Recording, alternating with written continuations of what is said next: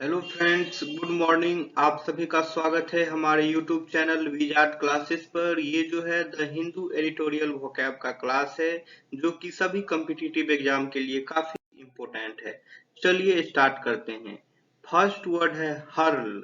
Okay, first word जो है वो है हर्ल। ये वर्ब की तरह यूज होता है।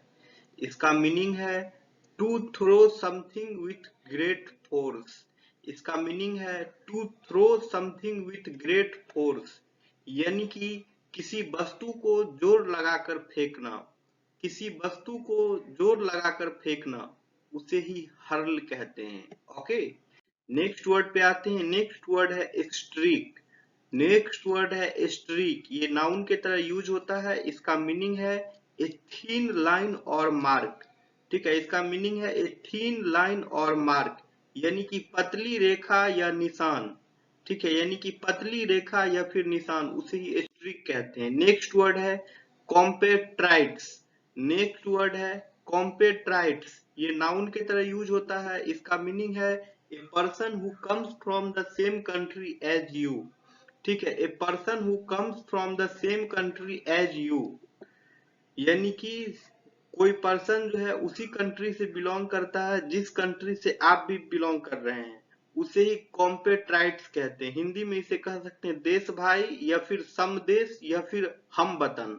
ठीक है, हिंदी में इसे देश भाई, समदेश या फिर हम वतन कह सकते हैं। नेक्स्ट वर्ड पे आते हैं। नेक्स्ट वर्ड है स्टीप लीस चेसर।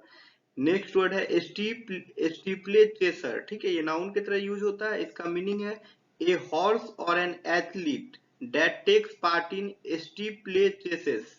ठीक है, a horse and an athlete that takes part in steeplechases, यानी कि एक घोड़ा या एक एथलीट जो स्टीपल चेज में भाग लेता है।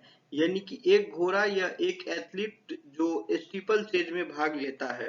नेक्स्ट वर्ड है run out of one's skin. ये जो है एक ईडियम है। ठीक है, नेक्स्ट वर्ड जो है run out of one's skin, ये जो है एक ईडियम है। इसका मीनिंग है टू प्ले और perform exceptionally well and with the utmost of one's energy and skill. ठीक है, टू प्ले और perform exceptionally well and with the utmost of one's energy and skill, यानी अपनी पूरी ऊर्जा और कौशल के साथ असाधारण रूप से अच्छा खेलना या फिर प्रदर्शन करना। यानी कि अपनी पूरी ऊर्जा और कौशल के साथ असाधारण रूप से अच्छा खेलना या फिर प्रदर्शन करना, उसे ही run out of one skin कहते हैं। नेक्स्ट वर्ड है मेडियोकर। ठीक है, मेडियोकर। ठीक है, इसका मीनिंग है, ये एडजेक्टिव की तरह यूज होगा। इसका मीनिंग है of note very high quality, यानी कि औसत दर्जे का, उच्च कोटि का नहीं। ठीक है, या फिर कह सकते हैं साधारण, उसे ही मेडियोकर कहते हैं। ठीक है, जो कि मतलब जो है बहुत ज्यादा हाई क्वालिटी का नहीं हो, साधारण हो, उसे ही मेडियोकर कहते हैं। नेक्स्ट वर्ड है स्पेक्टाकुलर। ठीक है, नेक्स्ट वर्ड है स्पेक्टिकुलर। ये एडजेक्टिव की तरह यूज होता है। इसका मीनिंग है वेरी इंप्रेसिव टू सी। ठीक है, इसका मीनिंग है वेरी इंप्रेसिव टू सी, यानी देखने में बहुत शानदार और भव्य होना। यानी देखने में बहुत शानदार और भव्य होना। नेक्स्ट वर्ड है लीप फ्रॉग। ये नाउन के तरह यूज होता है। ओके, नेक्स्ट वर्ड है लीप फ्रॉग। ये नाउन के तरह यूज होता है। इसका मीनिंग है a children's game in which one person bends over and another person jumps over his या हर बैक, यानी मेढक कूदक नामक बच्चों का खेल जिसमें एक बालक झुकता है और दूसरा उसके ऊपर से मेढक के समान कूद जाता है, उसे ही लीप फ्रॉग कहते हैं। यानी कि मेढक कूद नामक बच्चों का खेल जिसमें एक बच्चा झुकता है और दूसरा उसके ऊपर से मेढक के समान कूद जाता है, उसे लीप फ्रॉग कहते हैं। नेक्स्ट वर्ड है निगोशिएशन। वर्ड के लास्ट में आई ओ एन लगा हो तो नाउन की तरह यूज होता है। इसका मीनिंग है discussions at which people try to decide और agree something. Discussions at which people try to decide और एग्री समथिंग, यानी वार्ता किसी निर्णय या समझौते पर पहुंचने के लिए लोगों में बातचीत।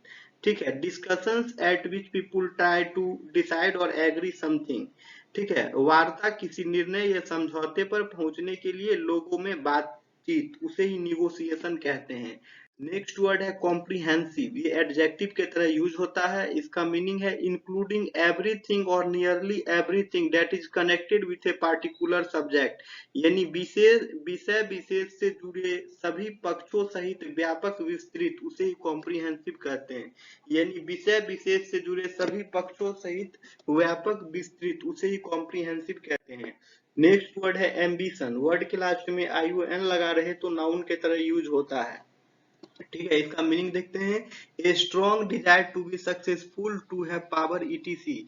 ए strong desire to be successful to have power ETC, मतलब कि महत्वाकांक्षा, उसे ही एम्बिशन कहते हैं। मतलब कि महत्वाकांक्षा। ठीक है। और इंग्लिश टू इंग्लिश मीनिंग जानिए, इंग्लिश वाला का मीनिंग जानिए, इंग्लिश में क्या बोल रहा है यहाँ पे। ये तो हिंदी में एक वर्ड में मीनिंग दे दिया महत्वाकांक्षा, बट इंग्लिश में होगा इसका, ये strong desire to be successful, मतलब कि सक्सेसफुल होने का स्ट्रॉन्ग डिजायर होना। ठीक है, उसे ही एम्बिशन कहते हैं। नेक्स्ट वर्ड है प्लंडर। ये वर्ब के तरह यूज होता है। इसका मीनिंग है to steal goods violently from a place especially during a war. To steal goods violently from a place especially during a war, यानी किसी स्थान से हिंसक तरीके से सामान चुराना, विशेषकर युद्ध के दौरान, उसे ही प्लंडर कहते हैं। ठीक है, किसी स्थान से हिंसक तरीके से सामान चुराना विशेषकर युद्ध के दौरान, उसे ही प्लंडर कहते हैं। ये जो है वर्ब के तरह यूज होता है। नेक्स्ट वर्ड पे आते हैं। नेक्स्ट वर्ड जो है वो है आर्टिफैक्ट्स। नेक्स्ट वर्ड है आर्टिफैक्ट्स। ये नाउन के तरह यूज होता है। इसका मीनिंग है an object that is made by a person.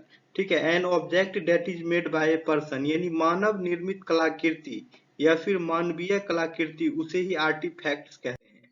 Next word है जियोपॉलिटिकल। ये एडजेक्टिव के तरह यूज होता है। इसका मीनिंग है connected with political activity as influenced by the physical features of a country or an area, or with the study of the way country's size, position, etc. influence its power and its relationship with other countries।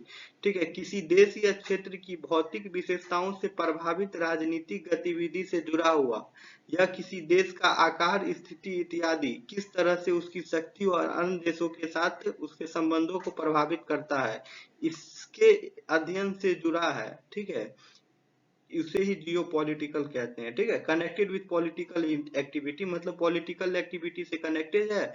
As influenced by the physical features of an country और an area. ठीक है, किसी country या फिर किसी area के physical features से जो इन्फ्लुएंस हो, उसे जियो पॉलिटिकल कहते हैं। नेक्स्ट वर्ड है इम्पेटस। ठीक है, इम्पेटस नाउन की तरह यूज होता है और इसका मीनिंग हो जाएगा something that encourages something else to happen. Something that encourages something else to happen, मतलब कि ऐसी वस्तु जो दूसरी वस्तु की क्रियाशीलता को बढ़ावा दे, प्रेरणा दे या फिर प्रोत्साहन दे, उसे ही इम्पेटस कहते हैं। ठीक है, something that encourages something else to happen, यानी कि ऐसी वस्तु जो दूसरी वस्तु की क्रियाशीलता को बढ़ावा दे, प्रेरणा दे या फिर प्रोत्साहन दे, उसे ही इम्पेटस कहते हैं।